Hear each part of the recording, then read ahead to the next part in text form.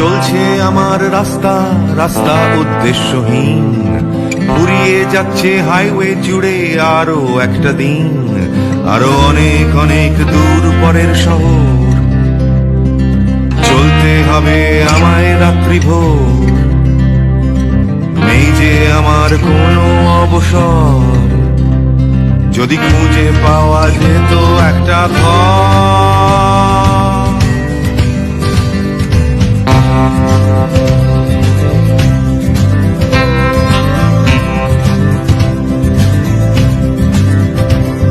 আমি বেরিয়ে পড়েছিলাম ফেলে হাজার পিছু টান, ছিল না গন্তব্য শুধু ছিল অনেক গান।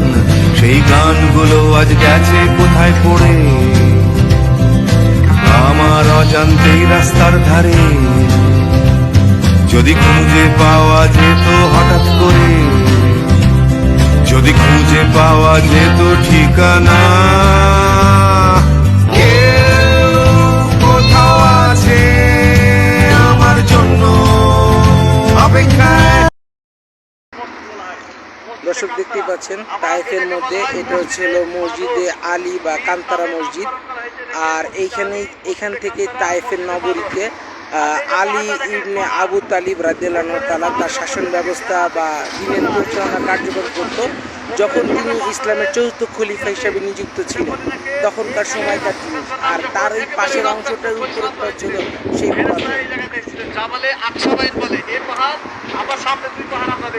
সামনে আর সর্বশেষ আল্লাহর কাছ থেকে ওহী নিয়ে এসেছিল। এখানে রাসূল সাল্লাল্লাহু আলাইহি ওয়াসাল্লামকে সাংগঠনিক পাহারাদার ফেরেশতারা যারা থাকতেন তারা এখানে থেকে রাসূল সাল্লাল্লাহু আলাইহি ওয়াসাল্লামকে সবচেয়ে বড় কথা এই মসজিদ ছোট এটা। আর এইটার এই পাহাড়ের উপরে এই যে পাহাড়টা দেখতে পাচ্ছেন, এই পাহাড় সামনে আরেকটা পাহাড়, এটাই তায়েফের সেই নগরীর সেই পাহাড় যেখানে রাসূল সাল্লাল্লাহু আলাইহি ওয়াসাল্লামের সামনে জিবরাইল আমিন বলেছিলেন যে আপনি শুধু নির্দেশ দেন, আল্লাহ আপনার উপরে ওই ফরমান করেছেন যে তায়েফ নগরীর সকল মানুষকে আমরা ধ্বংস করে দিব। তখন রাসূল সাল্লাল্লাহু আলাইহি ওয়াসাল্লাম বলেছিলেন যে না, আমি তায়েফ নগরীর কোনো ধ্বংস চাই না, কারণ আমি কার কাছে দিনের দাওয়াত পৌঁছাবো সেই জন্য। চলুন আমরা সামনের দিকে যাই। দর্শক আমরা আস্তে আস্তে সামনের দিকে যাচ্ছি আর দেখতেই পাচ্ছেন মসজিদটার বর্তমান অবয়ব বা আকৃতি।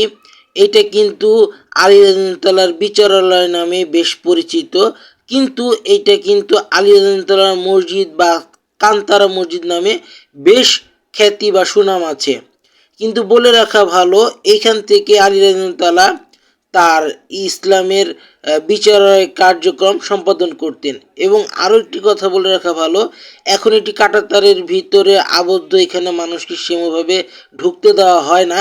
এবং এইখানে রাসূল সাল্লাল্লাহু আলাইহি ওয়াসাল্লাম কিন্তু সালাত আদায় করেছে সে ব্যাপারে প্রমাণ পাওয়া যায়। এবং এটা আব্বাসীয় খিলাফতের সময় এটাকে পুনরায় একটু নির্মিত করা হয়েছে।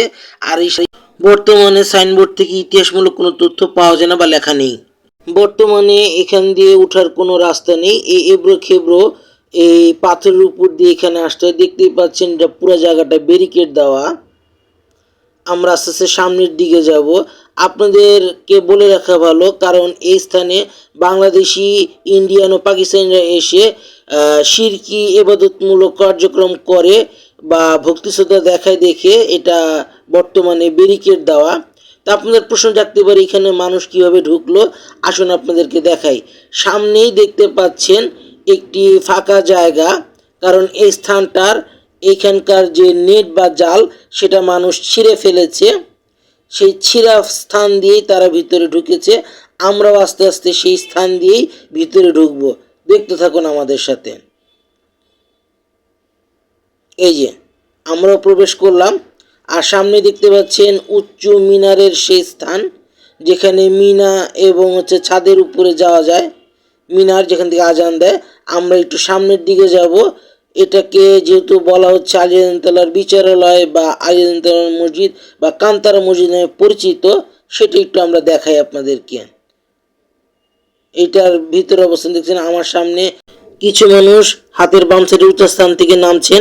তো দর্শক চলুন আমরা আস্তে আস্তে ভিতরে প্রবেশ করি। দেখতে পাচ্ছেন ভিতরে কিছু মুসল্লি সালাত আদায় করছে এবং এখানে কিন্তু জায়নামাজ কার্পেট বিছানো, কারণ এখানে বিভিন্ন মুসল্লিরা আসেন, তারা এগুলা রেখে গিয়েছেন। তো এইভাবে এটা বন্ধ অবস্থায় থাকা সত্ত্বেও তারা এইভাবে ঢুকে এখানে সালাত আদায় করেন। এবং নকশার স্ট্রাকচারটা আপনারা দেখতে পাচ্ছেন, উপরের অংশ এটা কিন্তু নতুন, একদমই নতুন। কিন্তু আমার হাতের ইশারা দিয়ে আমি আপনাদেরকে দেখানোর চেষ্টা করছি, ওই যে সামনের যে মেম্বারটা দেখতে পাচ্ছেন ওটা কিন্তু পুরাতন ধ্বংসাবশেষ, ওটা আগের সেই স্থাপনা।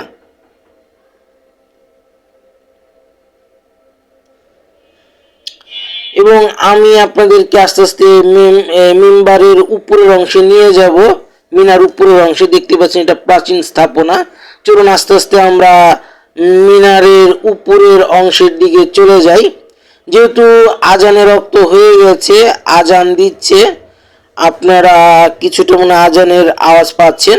যাক, তারপর আমরা এখান থেকে উপরের চারপাশ থেকে ছাদটা যাব না, চারপাশের অবস্থানটা দেখাবো। আর এইটা কিন্তু সেই কাঠ দিয়ে কিন্তু সেটাকে এখনো পাথরগুলোকে ধরে রাখা হয়েছে। আর বলে রাখা ভালো, রাসূল সাল্লাল্লাহু আলাইহি সাল্লাম কিন্তু এই মসজিদে সালাত আদায় করেছেন। এবং এইখানে কিন্তু দেয়ালের ভিতরে দেখতে পাচ্ছেন আপনারা পাকিস্তানি, ইন্ডিয়ান, তারা উর্দু বা ফার্সিতে বিভিন্ন আয়াত লিখেছেন, যা শিরকিমূলকের কার্যক্রমের সাথেই বেশি সামঞ্জস্যতা রাখে, এই জন্য মসজিদটাকে বন্ধ করে দেওয়া হয়েছে।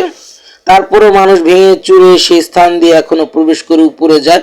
আমরা দেখতে পাচ্ছি উপরে সে আগের সেই কাঠ দিয়ে উপরটাকে নির্মিত করে রাখা হয়েছে, মানে স্ট্রাকচারটা এখনো সে আগের কিছুটা স্ট্রাকচার রয়েছে। চলুন আমরা আস্তে আস্তে উপরের দিকে উঠি এবং এইখান থেকে কিন্তু পুরো তায়েফ নগরটা সুন্দর করে দেখা যায়। বলে রাখা ভালো, রাসূল সাল্লাল্লাহু আলাইহি সাল্লামের সময় কিন্তু এখানে দুইটা পাহাড় ছিল। এই মসজিদের ঠিক অপোজিট সাইডে পাশে দুইটা পাহাড়। সেই দুইটা পাহাড়ি চেয়েছিল যে এই তায়েফ নগরীর বাসিন্দাদেরকে তারা পিষে ফেলতে, কারণ রাসূল সাল্লাল্লাহু আলাইহি ওয়াসাল্লামের উপর তারা অত্যাচার করেছিল। সেই সময় কিন্তু এখানে আল্লাহর নির্দেশে জিবরীল আমিন উপস্থিত ছিলেন, কিন্তু রাসূল সাল্লাম তাদেরকে নিষেধ করলেন এবং জিবরীল আমিনকে বললেন যে আমি যদি তাদেরকে এখনই ধ্বংসের দ্বার প্রান্তে নিয়ে চলে যাই, তাহলে আমি কার কাছে আমার এই দাওয়াত পেশ করব। তো এই স্থানে রাসূল সাল্লাল্লাহু আলাইহি ওয়াসাল্লাম সালাত আদায় করেছেন সেরকম বর্ণনায় পাওয়া যায়। এবং এই মসজিদটা আলী রাদিয়াল্লাহু নামে বেশ পরিচিত। আমরা বাইর হয়ে যাব এবং বাইরের থেকে জিনিসটা দেখার চেষ্টা করব, দেখতে কত সুন্দর, কাছ থেকে আমরা দেখছি। এবং এইখানে একটা সাইনবোর্ড দেওয়া আছে, সাইনবোর্ডে কিন্তু এই মসজিদে আলী রাদিয়াল্লাহু নাম নেই, লেখা আছে আল মাদুন বা আল কান্তারা মসজিদ নামে পরিচিত।